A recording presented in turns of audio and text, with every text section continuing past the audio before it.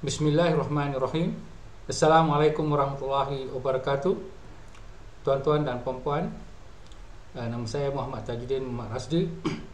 Pada YouTube ini, kali ini saya nak berbincang sedikit tentang apa yang disebutkan oleh Tun Mahathir baru-baru ini, bahawasanya promosi negara berbilang bangsa adalah bercanggah dengan perlembagaan. Dalam berita sedemikian, apa yang ingin dicadangkan pada pandangan saya oleh Tun Mahathir adalah bahawa negara ini tidaklah negara berbilang bangsa. Sebab beliau mengatakan bahawa kita tidak boleh mempromosikan ia sedemikian.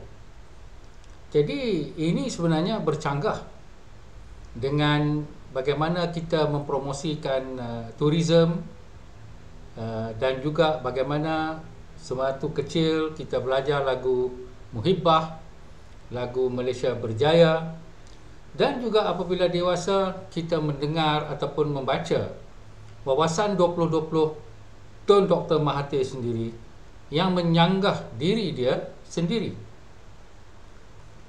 Baik, pertamanya kalau kita lihat bahawa tourism Malaysia selalu menggunakan slogan Malaysia Truly Asia.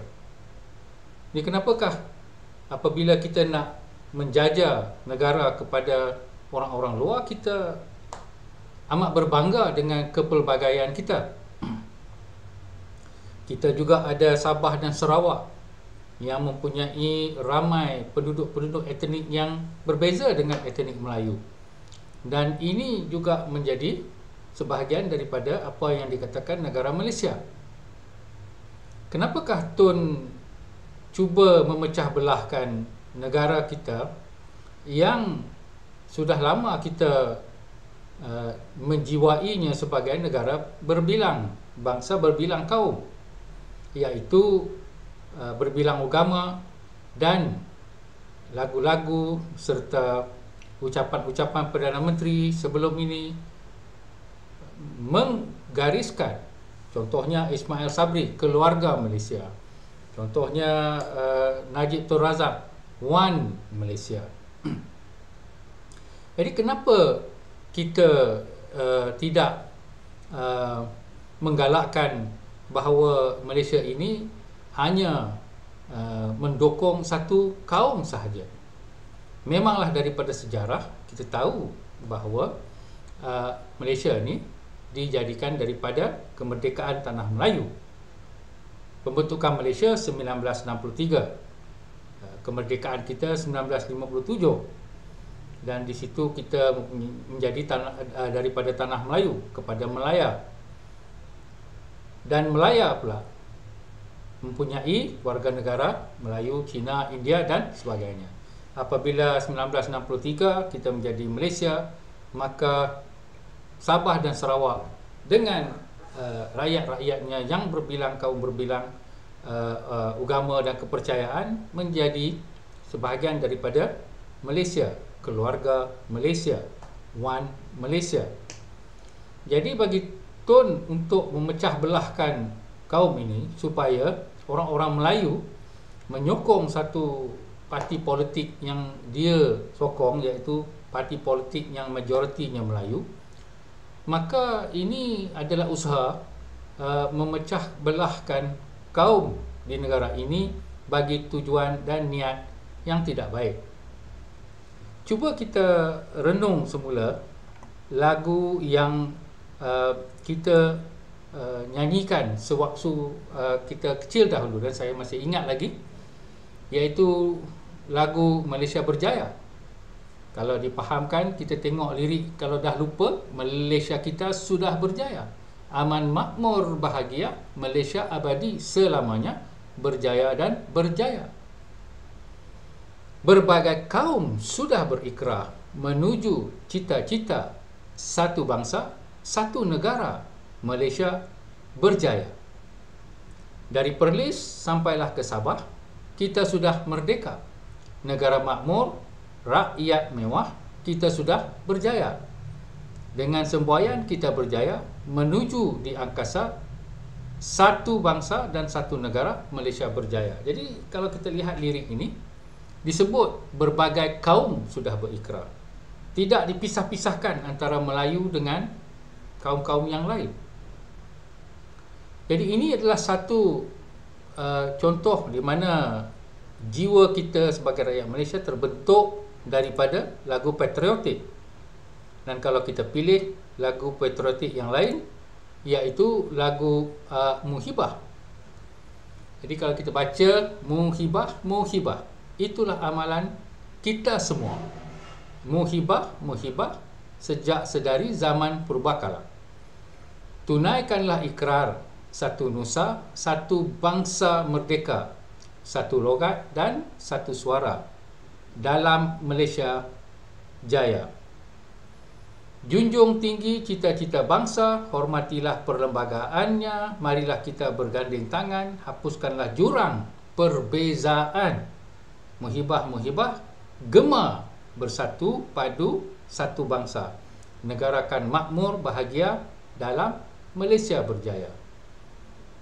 Jadi di sini kita hilat, marilah kita berganding tangan. Maknanya kita kena sama-sama. Bukan satu terlalu lebih daripada yang lain. Dan di sini kita juga lihat bahawa gema bersatu padu satu bangsa. Jadi ini mengingatkan kita tentang muhibah, iaitu hidup bertoleransi antara satu sama lain, bekerjasama, hormat menghormati. Kenapa pula Tun Mahathir hendak mengguris luka lama yang menyebabkan pergelutan ataupun pertelingkahan antara kaum?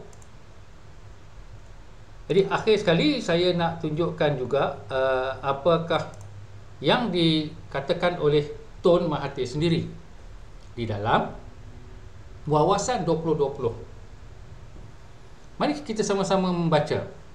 Tun Dr. Mahathir telah menggariskan 9 cabaran strategik yang Malaysia mesti atasi untuk mencapai Wawasan 2020.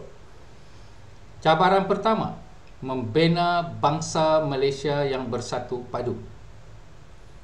Cabaran kedua, membina masyarakat berjiwa bebas, tentera dan berkeyakinan. Cabaran ketiga, memupuk dan membina masyarakat demokratik yang matang. Cabaran keempat, mewujudkan masyarakat yang bermoral dan beretika. Cabaran kelima, mewujudkan masyarakat yang matang, liberal dan bertoleransi. Cabaran enam, membina masyarakat yang maju dan saintifik. Cabaran tujuh, mewujudkan masyarakat berbudaya penyayang. Cabaran 8, menjamin masyarakat yang adil dan saksama ekonominya. Cabaran 9, memupuk dan membina masyarakat makmur. Di manakah dalam cabaran-cabaran Wawasan 2020 ini diasing-asingkan antara Melayu dengan bukan Melayu? Cabaran pertama sudah sebut, bersatu padu, Malaysia bersatu padu. Cabaran kedua, berjiwa bebas, tenteram dan berkeyakinan. Macam mana kita nak tenteram kalau ada orang asyik nak asing-asingkan kita? Tuan-tuan, kalau kita sebagai seorang bapa, seperti saya yang punya seorang isteri dan anak, gaji saya adalah gaji yang lebih besar daripada isteri saya. Elokkah kalau kita selalu mengingat-ingatkan kepada anak-anak kita, jangan gaduh dengan ayah, jangan cakap benda yang kesat pada ayah. Ayah bagi makan kamu semua, bagi pakai, bagi kereta, bagi macam-macam bagi. Jadi semua umur saya tak pernah mengungkit sedemikian dengan anak-anak saya. Walaupun ada juga apabila mereka dewasa, mereka memberi beberapa kata-kata yang tidak senang didengar. Tetapi tidak sekali-kali saya akan mengatakan bahawa ingat, aku ni lah yang bagi kamu makan. Jadi saya tak pernah cakap. Sama juga dengan isteri, tak pernah juga saya bercakap atau mengungkit-ungkit bahawa gaji lebih besar dan sebagainya. Jadi kebanyakan aspek kehidupan tu banyaknya daripada kita. Jadi kita tak sebut. Sebab inilah kita sebagai bapa. dan sebagai suami. Jadi kalau kita nak menjadi pemimpin negara, kita asyik nak ungkit-ungkit, ini adalah satu perkara yang saya rasa tidak baik. Anak-anak yang baik sepatutnya apabila mereka besar, mereka akan sedar sendiri. Kita tak payah nak ungkit-ungkit. Jadi saya pasti bahawa kaum-kaum lain selain daripada Melayu faham sejarah negara ini, faham asal-usul keluarga mereka, dan mereka tahu bahawa seperti apa yang dikatakan oleh Tun Dr. Mahathir, memupuk masyarakat demokratik yang matang.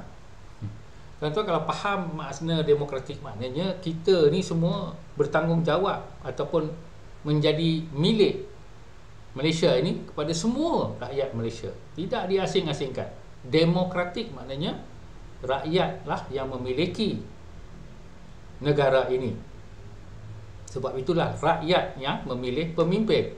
Pemimpin ini adalah wakil kepada rakyat, bukan pemimpin semata-mata dia menjadi diktator dan sebagainya. Ini adalah jiwa demokrasi. Jadi cabaran kelima, masyarakat yang matang, liberal dan bertoleransi. Kenapa perlu ada perkataan liberal dan toleransi? Sebab kita ni banyak agama. Jadi bila banyak agama, kalau tak pandai cara nak belajar agama, maka kita akan berasa tidak bertoleransi dan juga tidak liberal. Liberal bukan bermakna bebas berfikiran macam-macam. Ia bermakna kita matang untuk menerima pandangan-pandangan yang berbeza. Itu makna liberal. Bukan seperti agama ustaz-ustaz kata liberal ni sesat.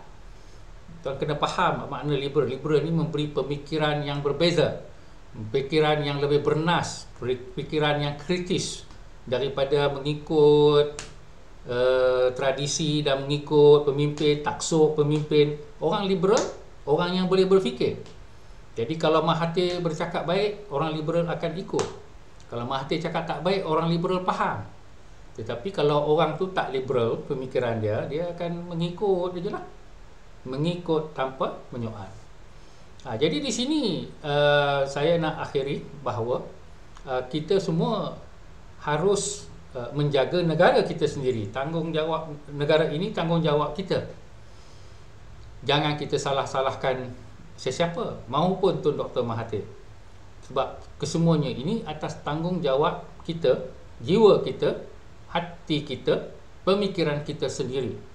Jadi jangan terjebak dengan kata-kata yang mengapi-ngapikan perkauman sedemikian, iaitu cuba mengasing-asingkan rakyat Malaysia ini dengan memain-mainkan dengan perkataan, dengan interpretasi sejarah yang terpesong dan tidak mempunyai jiwa yang lapang, jiwa yang liberal, jiwa yang merdeka, jiwa yang Tun Mahathir ini adalah yang bertempurungkan ego dan kesedaran bahawa bangsanya atau kaumnya adalah terlalu lebih daripada orang lain. Ini jiwa yang amat terbatas. Jadi saya berharap tuan-tuan dan puan-puan dapat berfikir dengan sebaik-baiknya supaya kita mendoakan Tun Dr. Mahathir kesihatan dan juga fikiran yang lebih waras, jiwa yang lebih lapang, dan bukannya terjebak di dalam pemikiran memecah belahkan rakyat kita semua. Sekian. Assalamualaikum warahmatullahi wabarakatuh.